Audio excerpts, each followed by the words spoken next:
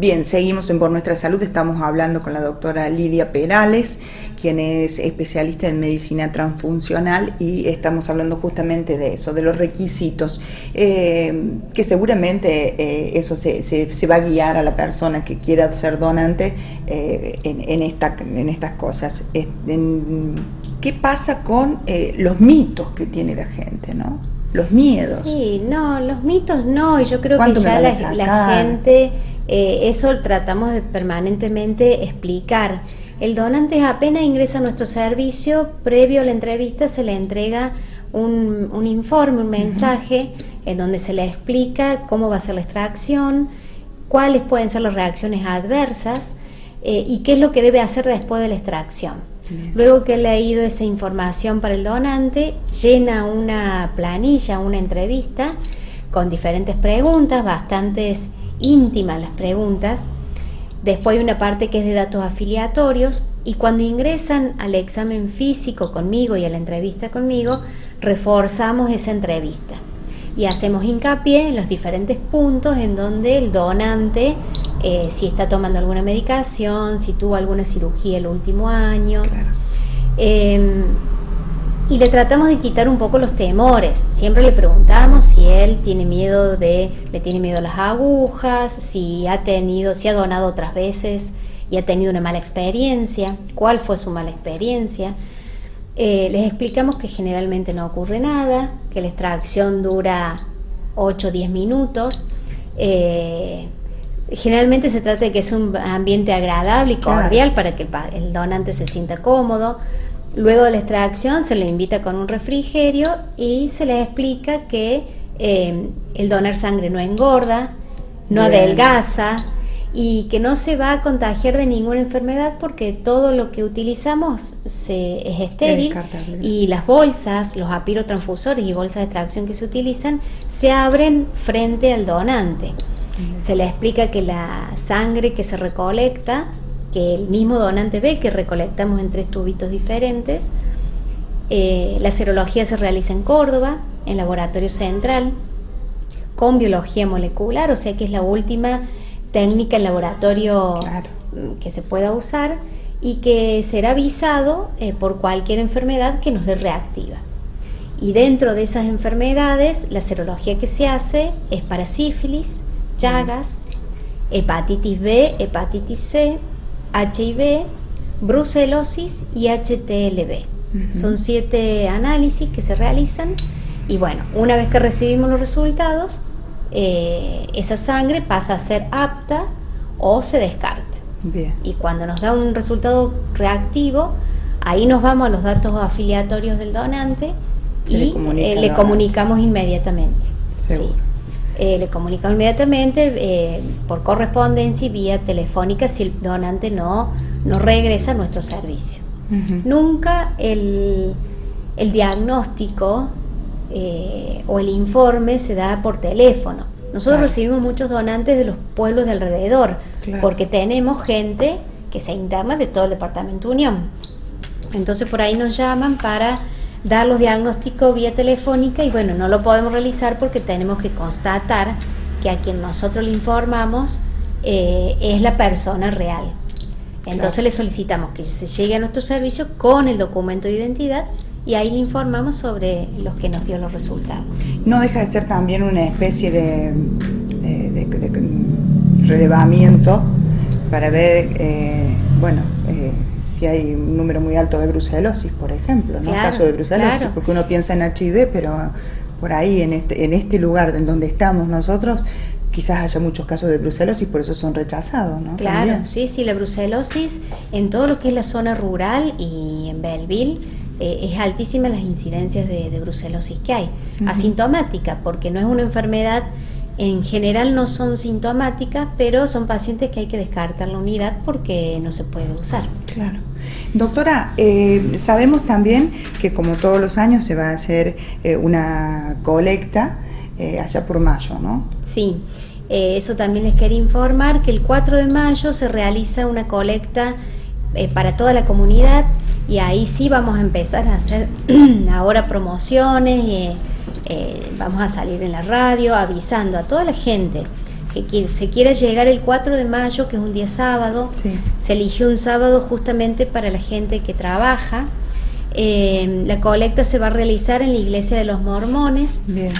Viene del ministerio una ambulancia con todo el material, con camillas.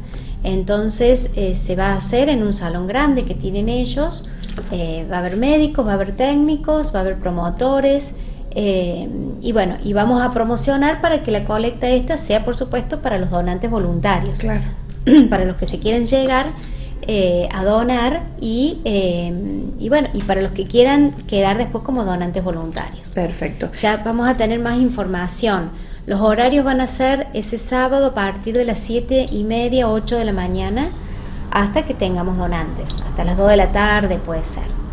Bueno, y en base a una investigación científica que ha realizado, ha sido invitada a esta Jornada Latinoamericana de Hematología en Cuba. Sí, en realidad yo hice un trabajo científico relacionado a todo lo que es enfermedad de transmisión sexual en donantes de sangre de 3 hospitales provinciales de nuestra provincia, en 3 hospitales diferentes. Entonces, en base a esas incidencias de lo que es enfermedad de transmisión sexual, dentro de ellas está hepatitis B, hepatitis C, sífilis, HTLV y HIV. Hicimos todo un relevamiento. Ese trabajo lo hice en forma personal y lo presenté en el Congreso Latinoamericano de Hematología y Medicina Transfusional, con la sorpresa de que el comité organizador del Congreso lo recibió, lo leyó y lo aprobó. Así que me informaron hace un mes aproximadamente, un poquito más, de que mi trabajo había sido aprobado y que me esperaban en Cuba para poder presentarlo en forma oral. Qué bueno. Así que voy a participar de uno de los días de presentación. Yo estoy en el simposio, en el simposio de infecciones transmitidas por la sangre. Así se va a llamar el simposio, en el cual yo voy a estar presente. De coordinadora. Voy a estar en primera parte como presentadora de mi trabajo, que vamos a ser 6 los presentadores. Hay 3 cubanos. ¿6 argentinos? No, 3 cubanos, un panameño, uno de la India y yo representando a la Argentina. Bien. Vamos a estar presentando cada uno nuestro trabajo, y luego de la presentación de cada uno, la presentación dura de 15 a 20 minutos, sí, claro, en donde presentamos, y luego de eso hay una discusión general, claro, de los temas. Y bueno, y a mí me han puesto también como coordinadora, junto con el doctor Ortega, que es cubano, coordinadora de la mesa de discusión. Qué bueno. Así que bueno, no sé. Muy grato. Todo bien. Lidia, ¿qué datos arrojan justamente de esta investigación que haces? ¿Qué dato arroja? ¿La incidencia es alta? La incidencia es alta en nuestra zona, y lo que me llamó mucho la atención y que yo lo vengo recalcando y en las estadísticas lo vuelco y lo vengo hablando con diferentes profesionales, es sobre las altas incidencias de sífilis que hay. Sífilis crónica. Sífilis. Y bueno, y mucha gente no sabe lo que es la sífilis. Y la sífilis es una enfermedad tan vieja, bastante de Cristo, sí, claro. Entonces, yo creo que vamos a tener que prestar atención. Son alertas estos. Claro. Los chicos no saben lo que es la sífilis. Yo todos los años voy con una película que tenemos que se llama Tu sangre es mi sangre. Sí. Vamos a todos los colegios, se lo presentamos a los chicos de los últimos años, y cuando hacemos la discusión general, ellos tienen muchísimas inquietudes, y más allá de las preguntas de la donación de sangre, los chicos se van directo a las enfermedades de transmisión sexual. Claro. Directo. Y empiezan a hacer todas las preguntas, y sífilis no saben de qué se trata. Saben muy poco, así que bueno, es responsabilidad nuestra, claro, de todos los profesionales, desde mi servicio también, es hacer más hincapié en esta enfermedad. Y yo diría que también hay que hacer más hincapié en los medios, en las medidas de prevención que, claro, por lo que vemos no se está cumpliendo, ¿no? El uso del preservativo. Si uno hace una entrevista muy personalizada en los donantes, sí, por ejemplo, o agarrás a un grupo al azar sobre el uso del preservativo en la población en general, y bueno, deja mucho que desear, por lo menos en los donantes. Nosotros es obligada la pregunta si tenés pareja estable y si usas preservativos. Es obligada esa pregunta y está declarada. Y bueno, y nos encontramos con mucha gente de que no usa preservativos, de que no tienen miedo todavía, no les interesa, pero cuando nos da una enfermedad de estas y nosotros estamos obligados a decírsela, ahí sí viene el temor, viene el empezar a cuidarse, pero todo el empezar a cuidarse a partir de algo que les ha ocurrido. De algo positivo, digamos. Entonces, yo creo que hay que empezar desde mucho antes. Claro.